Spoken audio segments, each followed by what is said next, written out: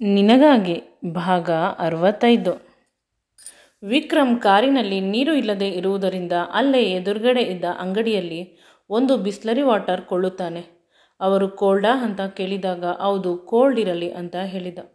ಮನಸ್ಸಿನಲ್ಲಿ ಅಂದುಕೊಂಡ ಈ ತಣ್ಣೀರನ್ನು ಕುಡಿಸಿ ಅವಳನ್ನು ಬಿಸಿ ಮಾಡಬೇಕು ಅಂತ. ತುಂಬ ಹೊತ್ತು ಆಯಿತು. ಇಬ್ಬರು ಹೊರಗಡೆ ಏನಾದರೂ ತಿನ್ನಲು ಹೋಗಬೇಕು ಅಂತ ಯೋಚಿಸುತ್ತಿದ್ದ. ಅಷ್ಟರಲ್ಲಿ ಬಿಸ್ಲರ್ ವಾಟರ್ ಕೊಟ್ಟ. ಅದನ್ನು ಅವನು ತೆಗೆದುಕೊಂಡು ಬೇಗನೆ ಬಂದ. ಅವಳನ್ನು ಬಿಟ್ಟು ತುಂಬ ಸಮಯವಾಗಿದೆ ಅಂತ ಅವನು ಯೋಚನೆ. ಒಂದು 10 ನಿಮಿಷ ಆಗಿರಬಹುದು. ಅವನು ಹೊರಗೆ ಬಂದು ನೀರು ತೆಗೆದುಕೊಂಡು ಹೋಗುವುದು ಅಷ್ಟರಲ್ಲೇ ಅವನಿಗೆ ಅವಳನ್ನು ಬಿಟ್ಟು ನಾನು ತುಂಬ ಹೊತ್ತು ಇದ್ದೆ ಅನ್ನುವಷ್ಟು ದುಃಖವಾಗುತ್ತಿತ್ತು. ಅವನಿಗೆ ಅವಳನ್ನು ನೋಡಬೇಕು. ಪಾರ್ಕ್ಗೆ ಬಂದು ತಾನು ಕುಳಿತಿದ್ದ ಜಾಗದಲ್ಲಿ ನೋಡಿದಾಗ ಅಲ್ಲಿ ದಮಯಂತಿ ಇರುವುದಿಲ್ಲ. ತನ್ನನ್ನು ತಮಾಷೆ ಮಾಡಲು ಇಲ್ಲೇ ಎಲ್ಲೋ ಅವಿತುಕೊಂಡಿದ್ದಾಳೆ ಅಂತ ವಿಕ್ರಮ್, ನೀನು ಈಗ ಹೊರಗೆ ಬರದೆ ಹೋದರೆ ನಾನು ಹೊರಟು ಹೋಗುತ್ತೇನೆ. ಈಗ ಹೋದರೆ ಪುನಃ ಬರುವುದಿಲ್ಲ. ಮನೆಗೆ ನೀನೊಬ್ಬಳೇ ಬರಬೇಕು. ಇಲ್ಲಿಂದ ನಾನು ನಿನ್ನನ್ನು ಬಿಟ್ಟು ಹೋಗುತ್ತೇನೆ ಅಂತ ಹೇಳಿದ. ಪಾರ್ಕ್ನ ಗೇಟ್ ಒಳಗೆ ಬಂದ. ಆದರೂ ಕೂಡ ಅವಳು ಬಂದಿಲ್ಲ. ತಿರುಗಿ ನೋಡಿದರೆ ದಮಯಂತಿಯ ಸುಳಿವು ಇಲ್ಲ. ಅವನಿಗೆ ಈಗ ಸ್ವಲ್ಪ ಭಯವಾಯಿತು. ಆದರೂ ಮನಸ್ಸಿಗೆ ಧೈರ್ಯ ತಂದುಕೊಂಡು ಅಲ್ಲಿ ಎಲ್ಲ ಕಡೆ ಹುಡುಕಿದ.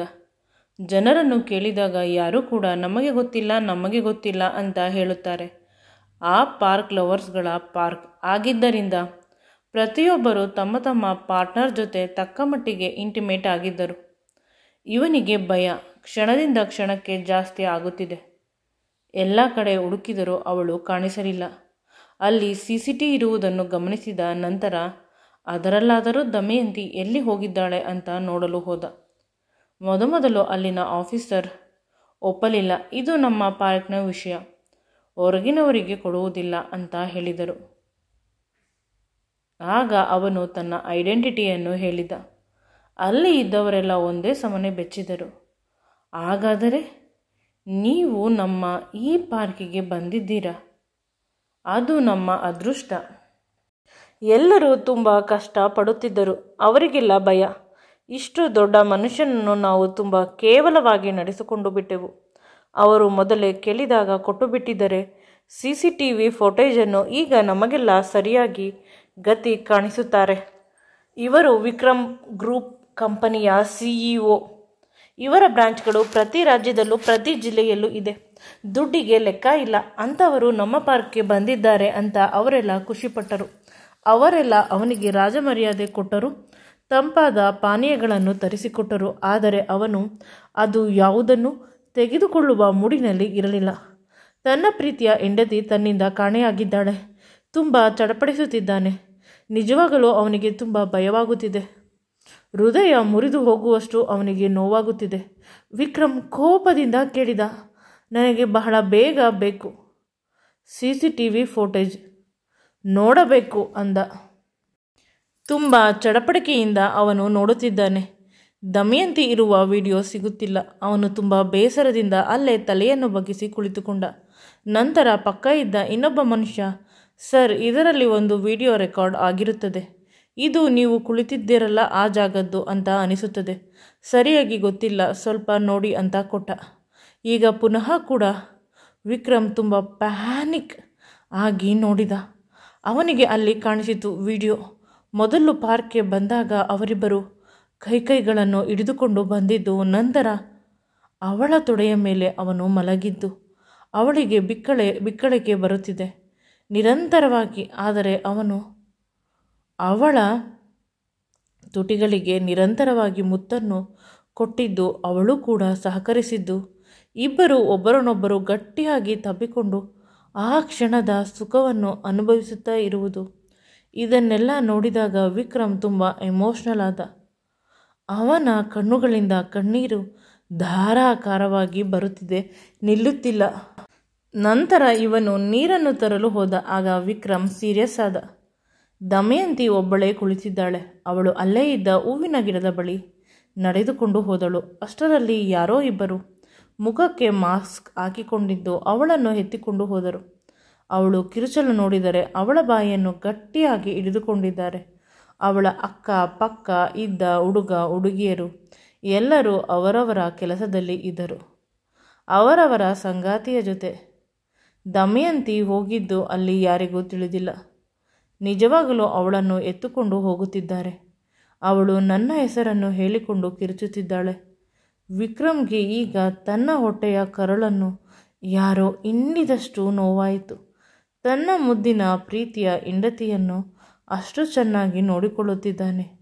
ಒಂದು ಇರುವೆ ಕಚ್ಚಬಾರದು, ಒಂದು ಸೊಳ್ಳೆ ಕಚ್ಚಬಾರದು ಅಂಥವಳನ್ನು ತುಂಬ ಬಲವಂತದಿಂದ ಎತ್ತಿಕೊಂಡು ಹೋಗಿದ್ದಾರೆ. ಅಯ್ಯೋ ವಿಧಿಯೇ, ಎಷ್ಟು ಕ್ರೂರ ನೀನು ಅಂತ ಬೈದುಕೊಂಡ. ಅವರು ಹಿಂದಿನ ಬಾಗಿಲಿನಿಂದ ಅವಳನ್ನು ಕರೆದುಕೊಂಡು ಹೋಗಿದ್ದು ಅಷ್ಟೇ. CCTV ಫೋಟೇಜ್ ಇರೋದು. ಅವನು ಅಲ್ಲಿಂದ ಓಡಿ ಹೋದ, ಅವಳನ್ನು ಎತ್ತಿಕೊಂಡು ಹೋದ. ಬಾಗಿಲ ಕಡೆ ಕಿರುಚುತ್ತಿದ್ದಾನೆ, ದಮಯಂತಿ ದಮಯಂತಿ ಅಂತ. ಆದರೆ ಅವಳ ಸುಳಿವು ಕಾಣಿಸುತ್ತಿಲ್ಲ. ಇನ್ನೂ ಕಿರುಚುತ್ತಿದ್ದಾನೆ, ಇನ್ನೂ ಕಿರುಚುತ್ತಿದ್ದಾನೆ. ಅವನ ಕಣ್ಣೀರನ್ನು ನಿಲ್ಲಿಸಲು ಸಾಧ್ಯವಾಗುತ್ತಿಲ್ಲ. ಅಲ್ಲಿ ಇದ್ದ ಮಣ್ಣ ಮೇಲೆ ಕೆಳಗೆ ಮಂಡಿ ಊರಿ ಕುಳಿತ. ಇವನು ಬಿಳಿ ಬಣ್ಣದ ಬಟ್ಟೆ ಹಾಕಿದ್ದರಿಂದ ಆ ಬಟ್ಟೆಗೆ ಮಣ್ಣಾಯಿತು. ಜೋರಾಗಿ ಅಳುತ್ತಿದ್ದಾನೆ. ನೆಲದ ಮೇಲೆ ಕೈಯನ್ನು ಇಟ್ಟುಕೊಂಡು ಅವನಿಗೆ ಸ್ವಲ್ಪ ಹೊತ್ತಿನಲ್ಲಿ ಏನು ಮಾಡಬೇಕು ಅಂತ ತಿಳಿಯುತ್ತಿಲ್ಲ. ಅವಳನ್ನು ಯಾರೋ ಕಿಡ್ನಾಪ್ ಮಾಡಿ ಕರೆದುಕೊಂಡು ಹೋದರು. ಆಗುತ್ತಿಲ್ಲ. ಈ ಸಂದರ್ಭದಲ್ಲಿ ಏನು ಮಾಡಬೇಕು, ಏನು ಮಾಡಬಾರದು, ಏನೂ ಕೂಡ ತಿಳಿಯುತ್ತಿಲ್ಲ. ಒಟ್ಟಿನಲ್ಲಿ ವಿಚಿತ್ರವಾಗಿ ಆಡುತ್ತಿದ್ದಾನೆ. ತನ್ನ ಪ್ರೀತಿಯ ಹೆಂಡತಿ ತನ್ನನ್ನು ಬಿಟ್ಟು ಹೊರಟು ಹೋದಳು ಅಂತ. ಆಗ ಪಾರ್ಕಿನ ಮ್ಯಾನೇಜ್ಮೆಂಟ್ ಅವರು ವಿಕ್ರಮ್ ಬಳಿ ಬಂದರು. ಸರಿ, ಏನಾಯಿತು? ಯಾಕೆ ಇಷ್ಟೊಂದು ಬೇಸರ ಮಾಡಿಕೊಳ್ಳುತ್ತಿದ್ದೀರಾ?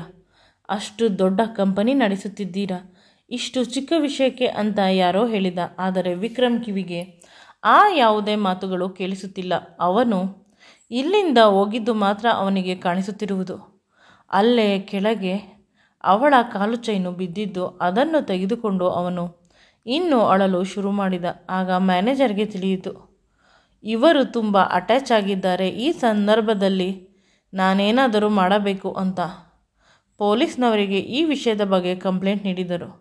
ನಂತರ ಪೊಲೀಸ್ನವರು ಇಲ್ಲಿ ಬಂದು ಎಲ್ಲ ಕಡೆ ಹುಡುಕಲು ಶುರು ಮಾಡಿದರು. ನಾವು ಹುಡುಕುತ್ತೇವೆ, ನೀವು ಪೊಲೀಸ್ ಸ್ಟೇಷನ್ಗೆ ಬನ್ನಿ, ನಿಮ್ಮನ್ನು ಎಂಕ್ವೈರಿ ಮಾಡಬೇಕು ಅಂತ ಪೊಲೀಸ್ನವರು ಹೇಳಿದರು. ಆಗ ವಿಕ್ರಮ್ ನನಗೆ ಸ್ವಲ್ಪ ಸಮಯ ಬೇಕು ಅಂತ ಹೇಳಿದ. ಇವನು ದೊಡ್ಡ ಪ್ರತಿಷ್ಠಿತ ವ್ಯಕ್ತಿ ಆಗಿರುವುದರಿಂದ ಸಮಾಜದಲ್ಲಿ ಪೊಲೀಸ್ನವರು ಕೂಡ ಇವನ ಮಾತನ್ನು ಕೇಳುತ್ತಾರೆ. ಆಯಿತು ಸರ್, ನೀವು ಆರಾಮವಾಗಿ ಬನ್ನಿ ಅಂತ ಹೇಳಿ ಹೋದರು. ಇತ್ತ ವಿಕ್ರಮ್ ಕೂಡ ಹುಡುಕಾಡುತ್ತಿದ್ದಾನೆ. ಅವರು ಯಾವ ಕಡೆ ಹೋಗಿರಬಹುದು ಅಂತ ಫೋನ್ ಮಾಡಿದ. ಏನು ಬಂತು? ಅವಳು ಹೇಗಿದ್ದಾಳೆ? ಡಾಕ್ಟರ್ ಏನು ಹೇಳಿದ್ದರು ಅಂತ ಕೇಳಿದರು. ಈಗಲೇ ಬರುತ್ತೀರಾ? ಅಡುಗೆ ಏನು ಮಾಡಬೇಕು? ಅವಳು ಏನು ತಿನ್ನುತ್ತಾಳೆ? ಮಗು ಹೇಗಿದೆ? ಈ ರೀತಿ ಸಾಲು ಸಾಲು ಪ್ರಶ್ನೆಗಳನ್ನು ಕೇಳುತ್ತಿದ್ದಾಗ ವಿಕ್ರಮ್ಗೆ ಕೋಪ ಬಂತು. ಫೋನ್ ಕಟ್ ಮಾಡಿದ. ಪುನಃ ಅಜ್ಜಿ ಫೋನ್ ಮಾಡಿ ನನ್ನ ಫೋನನ್ನು ನನಗೆ ಕೇಳದೆ ಕಟ್ ಮಾಡುತ್ತೀಯಾ ಅಂತ. ಅಜ್ಜಿ, ನಾನು ತುಂಬ ಇಂಪಾರ್ಟೆಂಟ್ ಕೆಲಸದಲ್ಲಿ, ಆನಂತರ ಮಾಡುತ್ತೇನೆ ಅಂತ ಫೋನ್ ಕಟ್ ಮಾಡಿದ. ಸ್ವಲ್ಪ ಸಮಯದ ನಂತರ ವಿಕ್ರಮ್ನ ಅಮ್ಮ ಕಾಲ್ ಮಾಡಿ ತುಂಬ ಸಂತೋಷದ ವಿಷಯ ಹೇಳಲು ಕಾಲ್ ಮಾಡಿದ್ದೇನೆ.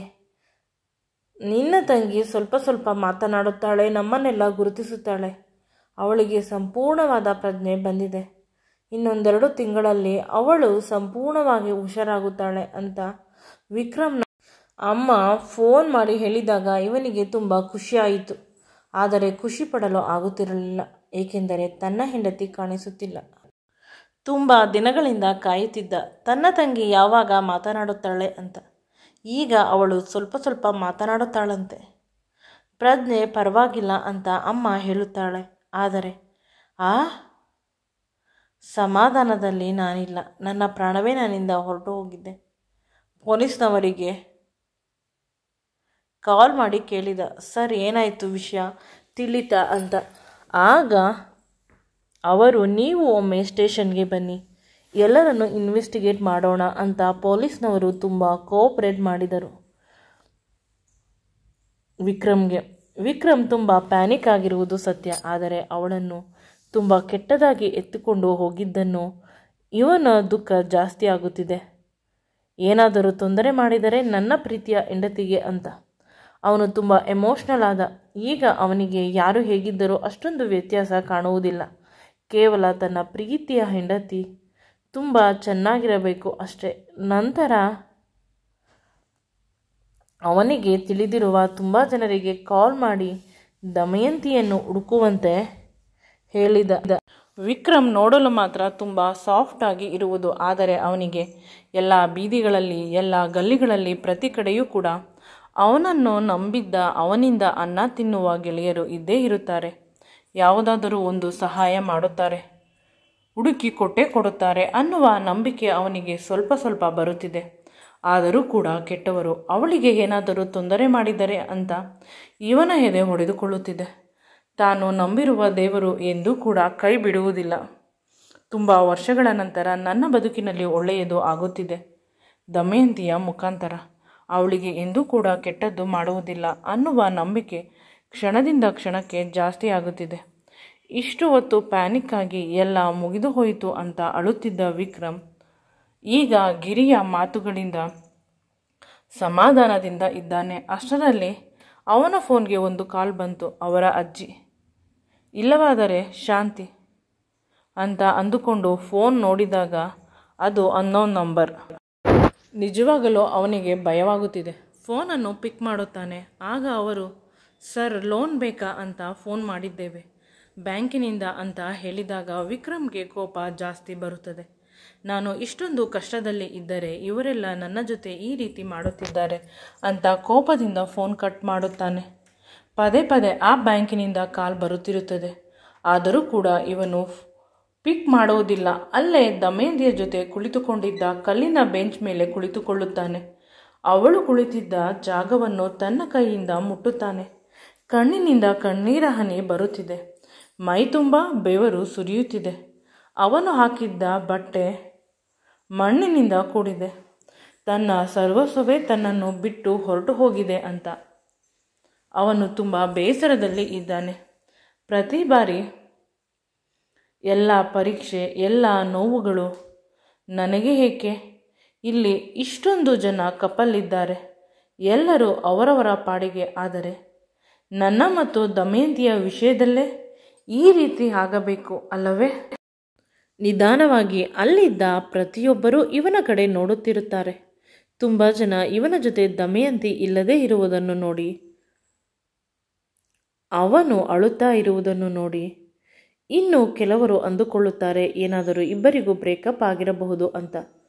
ಪ್ರತಿಯೊಬ್ಬರೂ ತಮ್ಮ ತಮ್ಮಲ್ಲಿ ಗುಸುಗುಸು ಮಾತನಾಡಿಕೊಳ್ಳುತ್ತಿರುತ್ತಾರೆ. ಇವನ ಕಣ್ಣೀರು ನೋವು ಯಾರಿಗೂ ಬೇಡ. ಪುನಃ ಪೊಲೀಸ್ನವರಿಗೆ ಫೋನ್ ಮಾಡಿ ಕೇಳುತ್ತಾನೆ, ಏನಾದರೂ ದಮಯಂತಿಯ ಸುಳಿವು ಸಿಕ್ಕಿತಾ ಅಂತ. ಅವರು ಇಲ್ಲ, ನೋಡುತ್ತಾ ಇದ್ದೇವೆ, ಅವರ ಫೋನ್ ನಂಬರನ್ನು ಕಳಿಸಿ, ಆ ನಂಬರನ್ನು ಟ್ರೇಸ್ ಮಾಡುತ್ತೇವೆ ಅಂತ ಹೇಳುತ್ತಾರೆ. ಆಗ ವಿಕ್ರಮ್ ಅವಳ ನಂಬರನ್ನು ಕಳಿಸಲು ಹೋದಾಗ ಸಡನ್ನಾಗಿ ಅವನಿಗೆ ಒಂದು ವಿಷಯ ಫ್ಲ್ಯಾಶ್ ಆಗುತ್ತದೆ. ನಾನು ಈ ಕೆಲಸವನ್ನು ಮೊದಲೇ ಮಾಡಬಹುದಿತ್ತು, ಇಷ್ಟೊಂದು ಏಕೆ ನಾನು ಚಿಂತೆಗೆ ಒಳಗಾದೆ ಅಂತ ಅಂದುಕೊಂಡು ಅವನು ಅವಳ ಫೋನ್ಗೆ ರಿಂಗ್ ಮಾಡುತ್ತಾನೆ. ನಿರಂತರವಾಗಿ ಅವಳು ಫೋನ್ ರಿಂಗ್ ಆಗುತ್ತಿದೆ. ಇವನಿಗೆ ಖುಷಿಯಾಗಿ ರಿಂಗ್ ಆದ ಕಡೆ ಹೋಗುತ್ತಾನೆ. ನಿಜ, ಅವಳ ಫೋನ್ ಈ ಪಾರ್ಕ್ನಲ್ಲೇ ರಿಂಗ್ ಆಗುತ್ತಿದೆ. ಆ ಶಬ್ದ ಬಂದ ಕಡೆ ಹೋಗುತ್ತಾನೆ. ಅಲ್ಲಿ ಮರದ ಹಿಂದೆ ಕೆಳಗೆ ಫೋನ್ ಬಿದ್ದಿರುತ್ತದೆ. ಈ ಮರದ ಹಿಂದೆ ಅವಳನ್ನು ಎತ್ತಿಕೊಂಡು ಹೋಗಿದ್ದು ಅವಳು ತುಂಬ ಕಷ್ಟ ಪಡುತ್ತಿದ್ದಳು ಅವರಿಂದ ಬಿಡಿಸಿಕೊಳ್ಳಲು. ಆಗ ಕೈಯಿಂದ ಜಾರಿ ಫೋನ್ ಬಿದ್ದಿರುತ್ತದೆ. ಅಂದರೆ ನಿಜವಾಗಲೂ ಇವಳನ್ನು ಯಾರೋ ಉದ್ದೇಶಪೂರ್ವಕವಾಗಿ ಎತ್ತುಕೊಂಡು ಹೋಗಿದ್ದಾರೆ. ಏನಾದರೂ ವಿಕ್ಕಿ ಇರಬಹುದಾ ಅಂತ ವಿಕ್ಕಿಯ ಗೆಳೆಯರಿಗೆ ವಿಕ್ರಮ್ ಫೋನ್ ಮಾಡುತ್ತಾನೆ. ವಿಕ್ಕಿ ಗೆಳೆಯರು ಇವನ ಆಫೀಸ್ನಲ್ಲಿ ಕೆಲಸ ಮಾಡುತ್ತಿರುವುದು. ಸ್ವಲ್ಪ ಇಂಕ್ರಿಮೆಂಟ್ ಜಾಸ್ತಿ ಮಾಡುತ್ತೇನೆ ಅಂದರೆ ಸಾಕು, ಅವರು ವಿಕ್ಕಿಯ ಎಲ್ಲ ವಿಷಯವನ್ನು ನನ್ನ ಎದುರಿಗೆ ತಂದು ಕೊಡುತ್ತಿದ್ದರು. ಈಗ ದಮಯಂತಿ ವಿಷಯದಲ್ಲಿ ಸಹಾಯ ಮಾಡುತ್ತಾರೆ ಅಂತ ಅಂದುಕೊಂಡು ವಿಕ್ರಮ್ ಫೋನ್ ಮಾಡಿ ಕೇಳಿದಾಗ ಅವರು, ವಿಕ್ಕಿ ಮೈಸೂರಿಗೆ ಹೋಗಿದ್ದಾನೆ ಸರ್, ಬೆಂಗಳೂರಿನಲ್ಲಿ ಇಲ್ಲ ಅಂತ ಹೇಳುತ್ತಾರೆ.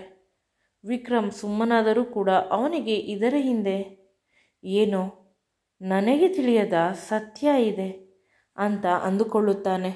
ಈ ವಿಡಿಯೋ ನಿಮಗೆ ಇಷ್ಟವಾಗಿದ್ದಲ್ಲಿ ನನ್ನ ಚಾನಲನ್ನು ಲೈಕ್ ಮಾಡಿ, ಶೇರ್ ಮಾಡಿ ಮತ್ತು ಸಬ್ಸ್ಕ್ರೈಬ್ ಮಾಡಿ. Thank you.